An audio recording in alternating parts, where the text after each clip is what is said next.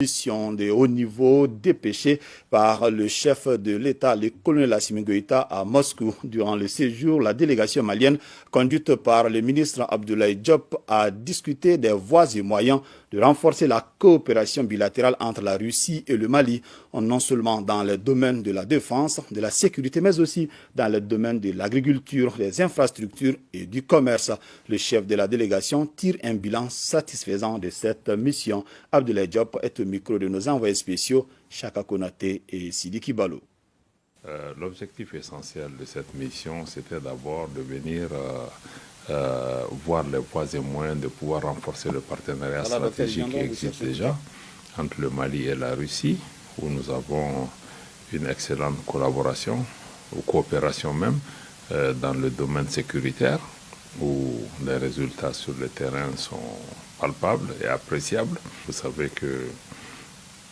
la Russie est membre du Conseil de sécurité des Nations Unies et dans ce cadre,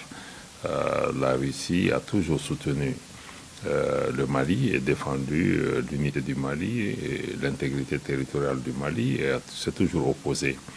à des résolutions ou à des décisions qui sont injustes vis-à-vis de notre pays. Donc à côté de ces deux socles qui sont sécuritaires et politiques, aujourd'hui notre ambition c'est d'œuvrer à pouvoir diversifier et renforcer la coopération bilatérale, et économique et commerciale. Pour cette visite en particulier, nous sommes venus envisager avec nos amis russes les voies et moyens de pouvoir tout mettre en œuvre dans le cadre de cette bonne relation politique, tout mettre en œuvre pour pouvoir assurer un approvisionnement régulier du Mali dans des produits stratégiques, en intrants, en blé, en hydrocarbures, ou la remise en état des chemins de fer du Mali. Et sur l'ensemble de ces questions, nous partons ici satisfaits de l'engagement et de l'ouverture d'esprit du gouvernement russe de travailler avec nous, parce que compte tenu du caractère stratégique de ces produits et de ces secteurs, l'État malien a décidé de se mettre en avant, de prendre le taureau par les cornes pour apporter une solution. Et nous avons demandé à nos amis de la Fédération de Russie de s'impliquer avec nous pour pouvoir faciliter ces différentes transactions, pouvoir lever les obstacles. Nous avons naturellement profité de l'occasion aussi pour échanger par rapport à la situation en Ukraine. Le Mali a indiqué qu'il était important que les différentes parties continuent à privilégier la voie pacifique pour résoudre ces différends et que